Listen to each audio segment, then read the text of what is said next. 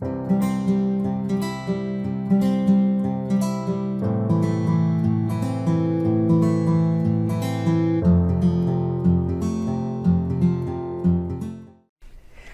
vamos falar de algumas doenças que afetam as crias das abelhas. A cria pútrida europeia ou loque europeia é uma doença bacteriana grave que afeta as abelhas melíferas na fase de cria.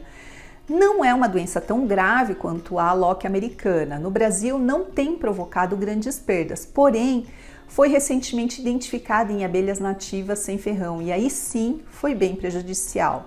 A loque europeia é causada pela bactéria Streptococcus melissococcus plutonis, frequentemente associada a outros agentes bacterianos. Dependendo do tipo de bactéria associada à bactéria melissococcus, podem ocorrer diferentes sinais, podendo exalar cheiros de intensidade diferente, por exemplo. Essa bactéria é bastante resistente a condições ambientais adversas, por exemplo, permanece viável por vários meses em pólen. A bactéria ela se desenvolve dentro da colmeia nas células de cria. As larvas de aproximadamente 2 dias se infectam ao consumir alimento contaminado com a bactéria. Elas germinam e rapidamente se multiplicam no intestino médio da larva de 3 a 4 dias de vida. Essa doença se espalha por via oral dentro da colmeia pela operária, que na tentativa de limpar as células pelas larvas mortas se contaminam com a bactéria e transmitem às crias quando vão alimentá-las. Colônias com grande quantidade de operárias e um bom comportamento higiênico podem resultar em infecção baixa. Colônias saudáveis e fortes podem se recuperar sozinhas da doença se a estação garantir fontes alimentares adequadas, pólen, néctar e flores.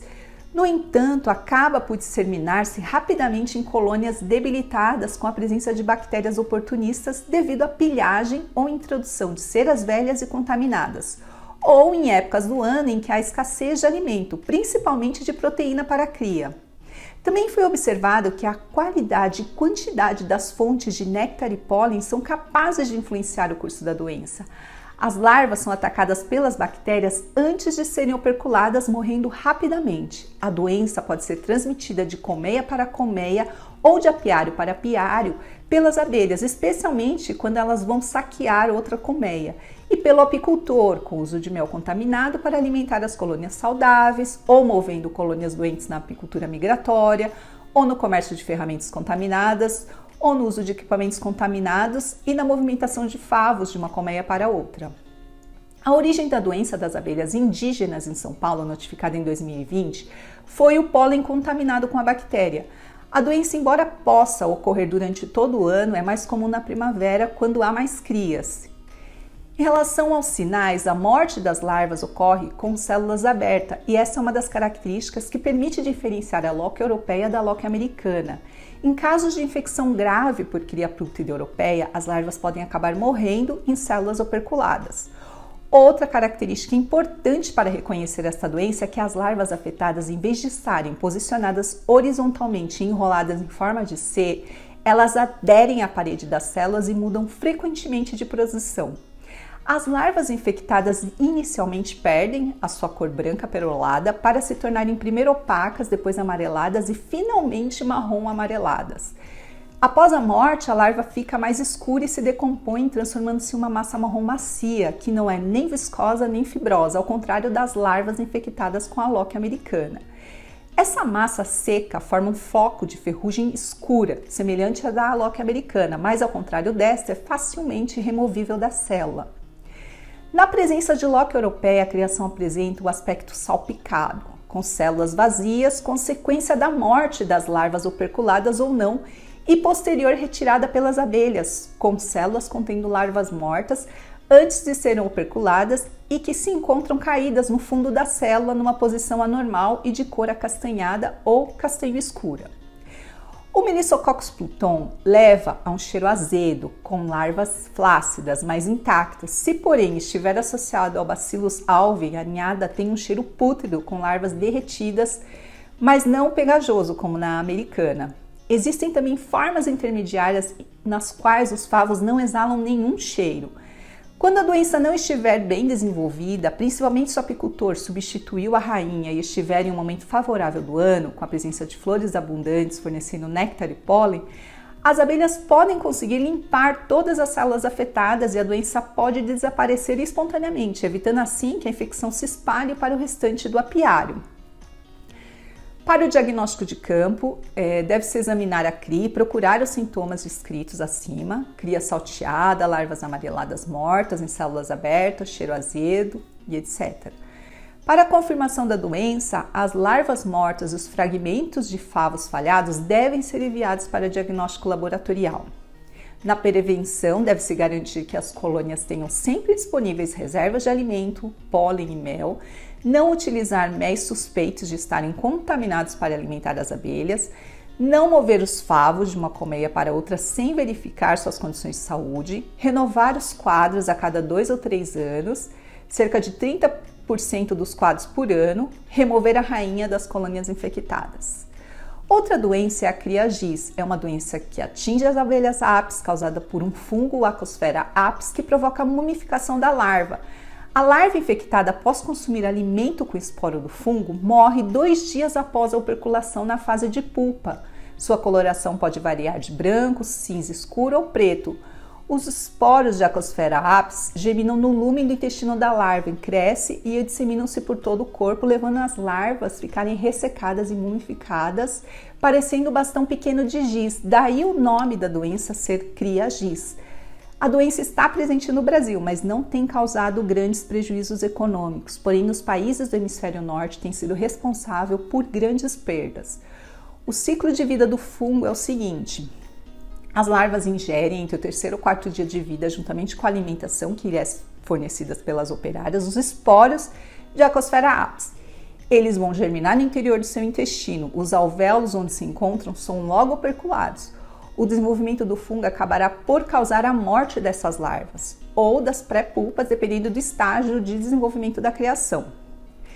Na inspeção, nota-se as colmeias infectadas mostram um padrão irregular de postura com opérculos perfurados, podendo ser confundidas com a loque americana, a loque europeia ou o vírus da cria ensacada. No entanto, a presença de múmias no chão, no alvado e no fundo da colmeia, juntamente com o teste do palito negativo, pode ser um indicativo de cria giz. Pode ser facilmente transmitido entre colmeias através do comportamento de deriva dos zangões e das abelhas operárias e do comportamento de saque das abelhas operárias. Uma vez dentro da colmeia, os esporos dos fungos são rapidamente dispersos por toda a colmeia. Também pode ser transferido entre apiários por equipamentos contaminados, pólen e por água. O esporo pode permanecer viável por até 15 anos.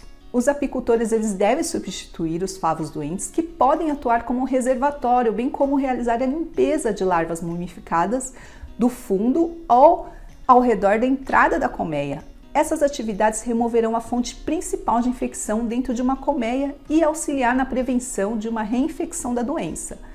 As colmeias também devem ser colocadas em uma área bem ventilada e seca, com sol de frente para a entrada da colmeia, para reduzir as condições que favorecem a doença.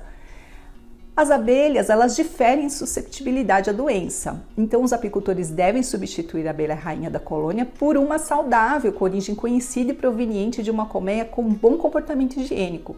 Essa variação na susceptibilidade se deve principalmente às diferenças na habilidade higiênica das abelhas para remover a cria doente.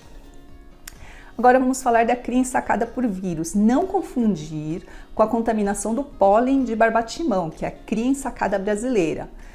Alguns vírus, eles afetam as abelhas, sendo que alguns afetam a criação. Na maioria das colônias doentes, são poucas as larvas afetadas e visíveis. Um desses vírus é o vírus da cria ensacada, cujos sinais, como é normal nas doenças de criação, podem ser confundidos especificamente com os da loque americana. Trata-se de um vírus tipo picorna, pouco resistente a agentes químicos, físicos e ambientais. Ele morre em 10 minutos a 55 graus e resiste 6 dias à luz solar direta. No mel, perde sua virulência após 5 ou 6 semanas. O vírus infecta as larvas de abelhas jovens por via oral. Os sinais são evidentes em larvas de células operculadas, enquanto os adultos são assintomáticos. As células operculadas são ocas por dentro e as larvas primeiro tornam-se amarelo-castanhadas, depois os órgãos internos tornam-se fluidos, enquanto o tegumento parece permanece intacto, assumindo um aspecto típico sacular, deitadas e com a cabeça na direção da entrada da célula. Com o evoluir da doença e a consequente morte da larva, a escama resultante será de cor castanha escura, deitada no interior da célula. A escama de uma larva infectada adquire uma forma bastante característica, parecendo como uma gôndola, podendo ser facilmente removida da célula se usarmos um palito, por exemplo. As operárias podem eventualmente desopercular as células com as larvas mortas e retirá-las. Não existe tratamento específico para esse vírus. Quando muita criação estiver afetada de forma visível, deverá substituir a rainha por outra, proveniente de uma colmeia que demonstre alguma resistência à doença ou melhor, um comportamento higiênico mais adequado. Agora, a cria ensacada brasileira. Ela é causada pela toxina do grupo dos taninos, presente no pólen da planta barbatimão, e não por vírus, como no caso da cria ensacada que vimos há pouco. No entanto, os sinais são bem parecidos. Além disso, o falso barbatimão, ele também apresenta substâncias tóxicas no pólen capazes de matar abelhas adultas, principalmente em função da presença do flavonoide astilbina. A doença ela tem ocasionado prejuízos em várias regiões onde a planta está presente, exceto no sul do Brasil. Em alguns casos, pode até provocar 100% de mortalidade das crias, chegando a destruir uma colônia forte em menos de 2 meses. Inclusive, estudos mostraram que o barbatimão também produz efeitos tóxicos em abelhas nativas sem ferrão. As crias se intoxicam ao serem alimentadas com pólen contaminado. Ao se intoxicarem, não completa o seu desenvolvimento para a fase de pupa, ocasionando a morte larval. As crias doentes, quando retiradas das células pela região cefálica, apresentam o formato de um saco devido ao acúmulo de líquido ecdisial, semelhante à cria ensacada. Assim como na cria ensacada por vírus, à medida que a doença evolui, as pré-pulpas apresentam mudança de coloração, passando de branco pérola para amarelo palha, marrom claro e até marrom escuro. A morte ocorre na fase de pré-pulpa, entre o 4º e o 6º dia de vida, e não apresenta cheiro pútrido. Após a morte, elas secam, ficam aderidas às paredes do alvéolo como escamas, que são facilmente destacadas ou removidas. As colmeias doentes apresentam geralmente opérculos perfurados ou abertos. Como medidas de controle, deve-se evitar a instalação de apiários em locais com incidência da planta, barbatimão, realizar a migração das colmeias na época do florescimento do barbatimão e utilizar a alimentação artificial das colmeias na época de floração do barbatimão.